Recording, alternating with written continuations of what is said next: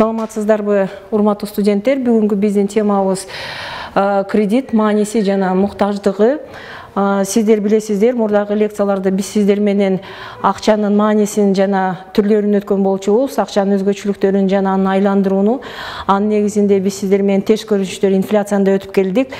Азыркы мезгилде биз сиздер менен ушул сабагыбыздын экинчи бөлүгү кредит өткөндүктөн биз сиздерге бүгүнкү биринчи теманы ушул кредиттин мааниси жана муктаждыгы тууралуу сөз жүргүзөбүз. Биздин лекциябыздын планы төмөнкүдөй. Биз бүгүн сиздер менен кредиттин маанисин жана негизги түшүнүктөрүн, кредиттин элементтерин карап чыгабыз. Андан тышкары кредиттин функцияларын жана принциптерин карайбыз. Өз алдынча сиздерге иштөөгө суудалык нарыктын табияты тапшырма берилет. Бүгүнкү лекциянын компетенциялары, сиздер ушул лекциядан алып чыга турган компетенцияларыңыздар төмөнкүдөй. Биринчиси, кредит жөнүндө негизги түшүнүгүңүздөр бар болуш керек. Экинчиси, кредиттин функцияларын жана принциптерин билип жана өзгөчөлүктөрүн түшүндүрө алышыңыздар керек. Үчүнчүсү, кредиттөөнүн шарттарын анализдей алышыңыздар керек. Төртүнчүсү, ушул максаттарга, турмуштук кырдаалга, өлкөдөгү экономикалык кырдаалга жараша кредитти алуунун пайдасы жана тобокелчилигин түшүндүрө алышыңыздар керек. Кредиттин түрлөрүн анализдеп салыштыра алышыңыздар керек. Азыркы мезгилде пандемия убагында сиздер көрүп турасыздар, 4-чү компетенция боюнча сиздер жакшы түшүнүк алышыңыздар керек. Себеби кредит бул бир жагынан кандайдыр бир сиздердин мүчүлүштөрүңүздөрдү чечсе, экинчи жагынан ал белгилүү бир тобокелчиликке сиздерди салат.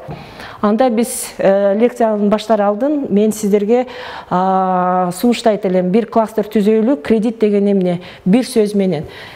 Кредитти баштайлы. Кредит бул сиздер эмне деп ойлойсуздар? Бир сөз менен, Мисалга, бул эмне болушу мүмкүн? Бул товар. Туура. Кредит бул эмне болушу мүмкүн? Сууда болушу мүмкүн. Кредит бул эмне болушу мүмкүн? Процент болушу мүмкүн, Процент менен байланыштуу түшүнүктөр. Кредит бул төлөм болушу мүмкүн. Кредит бул карыз болушу мүмкүн. Кредит мамилелер, кредиттик мамилелерди көрсөтүшү мүмкүн. Кредит бул заемщик. Мисалга, бул карызды алган жак тууралуу. Кредитор карызды берген жак тууралуу сөз жүргүзүшү мүмкүн. Кредит бул келишим, себеби келишимдик негизде түзүлөт. Кредит бул экономикалык категория. Эмне үчүн акыркы биз сиздер менен кредиттин түшүнүгүнө категория дегенибиз, кредит бул чоң экономикалык категория. Анын маанисин биз сиздер менен кийинки суроолордо карайбыз. Анда кредит деген эмне экен? Кредиттин өзүнүн сөз катары алсак, ал латын сөзүнөн кредитум, сууда деген сөз менен же карыз деп которулат. Бирок, эгерде биз сиздер менен экинчи бир маанисин, кредо деген маанисин карап көрсөк, ишенем же ишенүү дегенди билдирет. Ошондуктан биз сиздер менен кредит бир жагынан карыз болсо, бир жагынан ишеним деген эки түшүнүктү, карама-каршы түшүнүктү билдирет экен. Анда биз сиздер менен эгерде кредитке аныктама берип көрсөк, анда биринчи аныктамасын биз сиздер менен эмне деп берсек болот экен? Азыркы биз сиздер менен түзгөн кластер жана ушул которулма маанис сөзү менен алып көрсөк, кредит бул банк же адистешкен финанс кредит уюмдары, негизи булар кредиторлор болот, акча берген жактар болот. Кредитор уюмдары тарабынан карыз алуучуга, бул заемщик, ар түрдүү максаттарды ишке ашыруу үчүн убактылуу пайдаланууга сунуштаган акча каражаттарынын суммасы деп биринчи аныктама берели. Экинчи аныктамасын алып көрсөк, экинчи аныктамасы кичине карап көрсөңүздөр, бул жерде биз татаалыраак аныктама берип атабыз. Себеби бул жерде биз мамилелик, ушул кредиттик мамиле түзүү формасын карап атабыз. Кредит бул кредиттик келишимдин негизинде карыз алуучуга банк же адистешкен финанс кредит уюмдары тарабынан акча каражаттарын пайдалангандыгы үчүн үстөк пайызын кошо кайтарып берүү шарты менен берилүүчү акча каражаты катарында карайт экенбиз. 02 аныктаманын негизинде биз сиздер менен ушул кредиттик мамилелерге катышкан элементтерди аныктасак болот экен.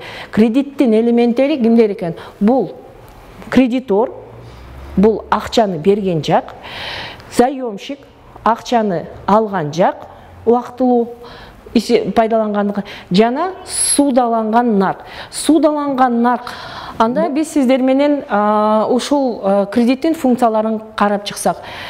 Кредиттин төмөнкү функциялары бар. Кайра бөлүштүрүү функциясы, жүгүртүм чыгымдарын үнөмдөө функциясы, капиталдын топтолуусунун тезделиши функциясы бар экен. Анда ар бир функциясынын өзгөчөлүктөрүн карап чыксак. Карап көрүңүздөр. Капиталдын кайра бөлүштүрүү функциясы кредиттин. Бул кандай мааниси бар экен? Бул функциянын маанисинде кредиттин жардамы менен убактылуу бош капитал, мисалы ишканалардын, башка мекемелердин, алар эмне кылышат экен? Өзүнүн эсебинен жаткан убактылуу бош акчалар башка каражаттары жетишпеген мисалыга ишканаларга же болбосо мекемелерге бөлүштүрүлөт да кредит аркылуу. Жана алардын иштөөсүнө, жана алардын кандайдыр бир өзүнүн мүчүлүштөрүн чечүүсүнө жумшалат экен. Эмне себептен бөлүштүрүү функциясын биз сиздер менен биринчи жана өтө маанилүү деп эсептейбиз. Себеби улуттук экономиканын өнүгүүсүндө сиздер көпчүлүк учурда билесиздер, биз сиздер менен акча жүгүртүүдө, акчанын системасын өткөндө караган болчубуз.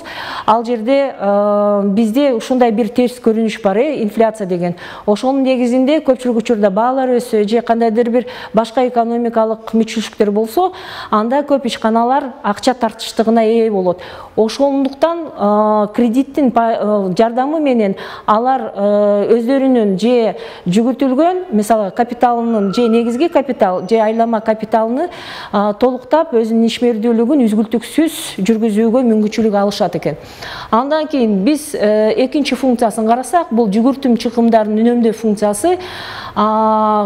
Кредитти убактылуу пайдаланган натыйжасында көпчүлүк ишканалар, мисалы убактылуу пайдаланганда айланма капиталында, алар өздөрүнүн белгилүү бир карыз милдеттемелерини жооп бергени менен, бирок белгилүү бир көп маселелерин чечип алышы мүмкүн. Үчүнчүсү капиталдын топтолуусунун тезделиши функциясынын натыйжасында бул дагы функция өтө экономикада маанилүү ролду ойнойт. Бул жерде үнөмдөө дегенде биз сиздер менен эгерде микроэкономиканы эстесек, сиздер билесиздер, ар бир өндүрүүчү сөзсүз түрдө өзүнүн азыраак акчасын же капиталын жумшоо менен көбүрөөк пайда көрүү максатын коет. Ошол себептүү кредитти иштөөтүнүн натыйжасында бул насыялык механизмди колдонуу менен көп ишканалар өзүнүн капиталдарын үнөмдөө жана кирешесин көбөйтүүгө негиз түзө алышат. Эгерде биз сиздер менен ушул кредиттин принциптерине өтсөк, сиздер билесиздер, принципи бузулбас эрежелер. Кредитти бергенде сөзсүз түрдө ушул 5 принципти сактоо менен берилиш керек экен. Биринчиси кайтарымдуулугу, экинчиси убактылуулугу, үчүнчүсү камсыздалгандыгы, төртүнчүсү төлөмдүүлүгү, бешинчиси максаттуулугу. Биз сиздер менен практика сабактарында ар бир принципи боюнча өз алдынча иш жана маселе чыгара алабыз. Ошол себептүү ушул 5 принципти сөзсүз түрдө банктар жана финансылык мекемелер колдоно, сөзсүз түрдө ушул кредитти беришет экен. Андан кийин дагы бир эскерте турган нерсе, экономикалык категория катарында кредиттин бирден бир өзгөчөлүгү, ал башка экономикалык категориядан кайтарымдуулук эң негизги белгиси болуп саналат. Урматтуу студенттер, биздин темабыздын аягында мен сиздерге ушу өз алдынча иштөө үчүн тапшырма 4 суроодон бери 4 суроонун бирөөсү кредиттин өзгөчөлүк мүнөздөмөсү, экинчиси суудалык нарктын табияты, үчүнчүсү суудалык процентке таасирин тийгизген факторлор, төртүнчүсү адистешкен финанс кредит мекемелеринин кредиттөө өзгөчөлүктөрү.